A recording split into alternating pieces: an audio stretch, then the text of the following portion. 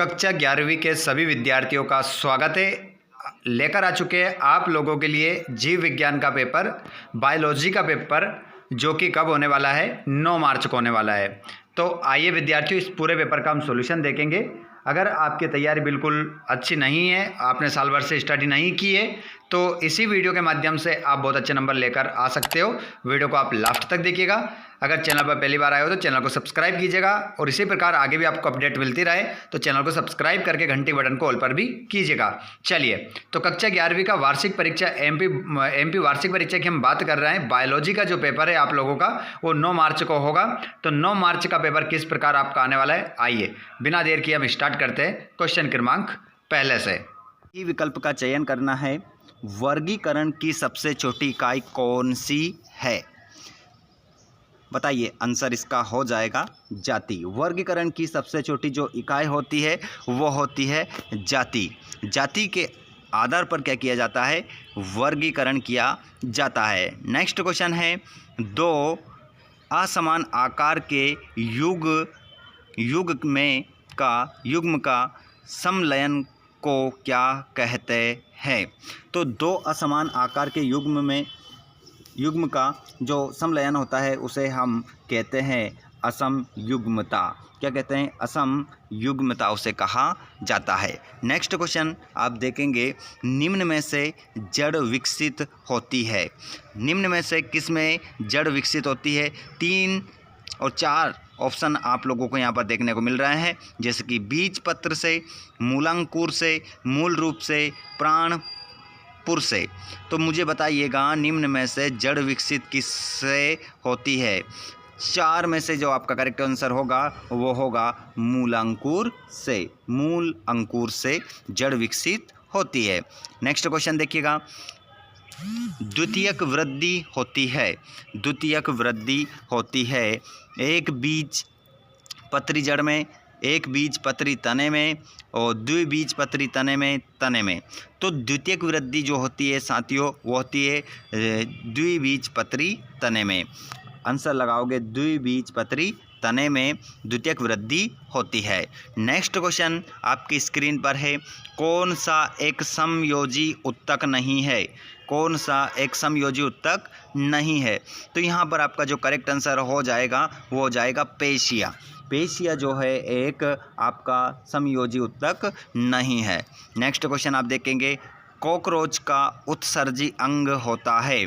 देखिए, कॉकरोच जो होता है इसका जो उत्सर्जी अंग कहलाता है या होता है। तो इनमें आपका करेक्ट आंसर हो जाएगा, देखिए, यूरिकोज ग्रंथि, वसाकाय और मेलपीजियन नलिका। मतलब ये सभी एक कॉकरोच का जो उत्सर्जी अंग है वो होता है। ये तीनों ऑप्शन आपके राइट होंगे, मतलब चौथा आंसर आपका सही होगा। अगला क्वेश्चन, मेंढक में उत्सर्जी पदार्थ होता है।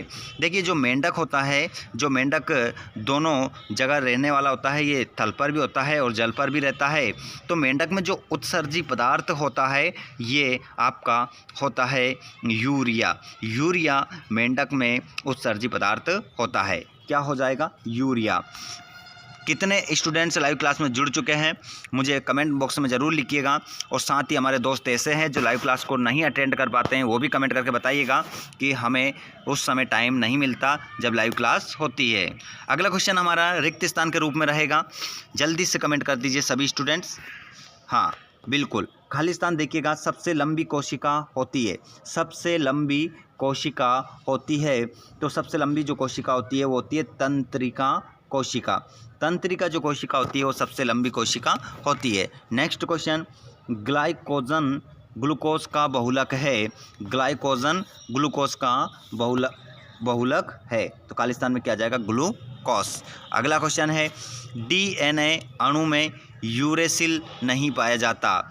तो डीएनए अणु में यूरेसिल नहीं पाया जाता। तो स्टूडेंट्स इसका जो करेक्ट आंसर आपका हो जाएगा, डीएनए अणु में यूरेसिल नहीं पाया जाता है।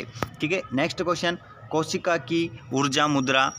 कोशिका की जो ऊर्जा मुद्रा होती है वो होती है एटीपी। क्या होती है? एटीपी होती है। नेक्स्ट क्वेश्चन आप देखेंगे, पौधों में दीप्ति काल का प्रभाव दिखाई देता है। कहाँ पर दिखाई देता है दीप्तिकाल का प्रभाव? ये दिखता है पत्तियों में। किस में दिखाई देता है? पत्तियों में दिखाई देता है। अगला क्वेश्चन, जठर ग्रंथि स्थित होती है। तो जो जठर ग्रंथि रहती है ये रहती है आमाशय में। आमाशय में जठर ग्रंथि रहती है जो भूख लगने से संबंधित होती है। अगला क्वेश्चन आपका है, प्रत्यक्ष श्वसन होता है। जो प्रत्यक्ष श्वसन होता है ये किस में होता है? प्रत्यक्ष श्वसन जो होता है वो होता है कीटों में। किसमें होता है? कीटों में प्रत्यक्ष श्वसन होता है। नेक्स्ट क्वेश्चन आप देखेंगे, लाल रक्त कणिका का जीवन काल होता है। जो लाल रक्त कणिका होती है ना, इसका जीवन काल होता है 100 डे, 100 दिन इनका जीवन काल होता है। किसका? लाल रक्त कणिकाओं का।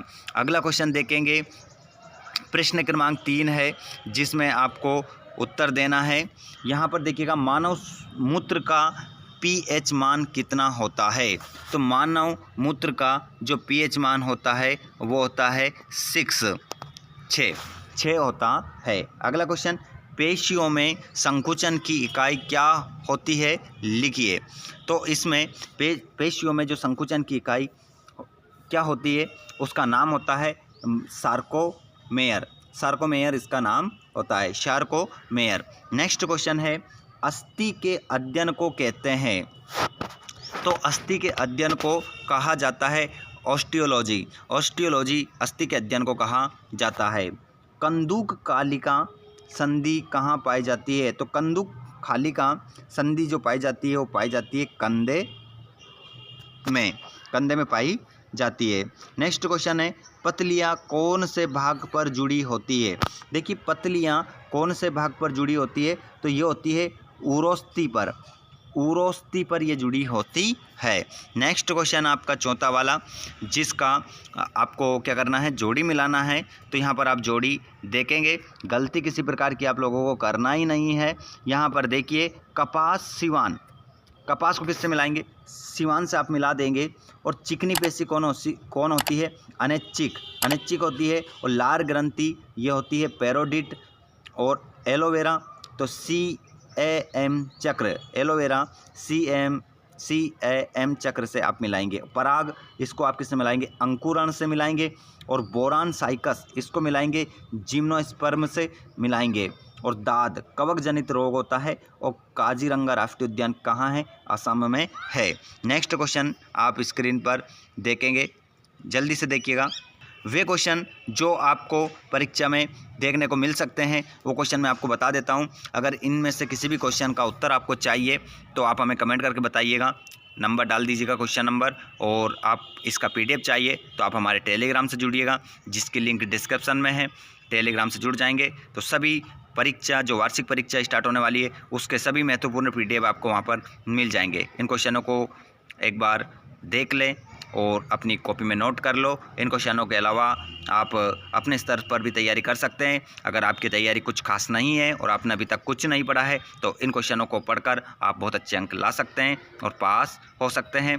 तो आप इनको ज़रूर पढ़िएगा, जो आपको सफलता की सीढ़ी चढ़वाएंगे। क्वेश्चन क्रमांक ज़रूर डालिएगा। अगर कमेंट बॉक्स में आप लिखो तो कमेंट करना ना भूलें। वीडियो को लाइक करना, शेयर करना ना भूलें। अपने दोस्तों को शेयर कर दो और चैनल को सब्सक्राइब कर लो। अगला वीडियो अन्य सब्जेक्ट का आपको ज़रूर मिलेगा। और अगला वीडियो हमें कौन से टॉपिक पर लाना चाहिए आप कमेंट बॉक्स में बताएंगे तो जल्दी ही आपको वीडियो सबसे पहले मिलेगा। जितने स्टूडेंट्स कमेंट करेंगे सबसे पहले उसी सब्जेक्ट का वीडियो आपको प्रोवाइड करवा दिया जाएगा। आप इस वीडियो को कहाँ से देख रहे हैं और आपका गुड नेम क्या है कमेंट बॉक्स में ज़रूर बताइएगा। और आप का नाम क्या है बताना ही है। साथ ही अपने दोस्त को भी शेयर करना है और डेली उसको लाइव क्लास में जोड़ना है यदि अच्छे अंक प्राप्त करना है तो। धन्यवाद।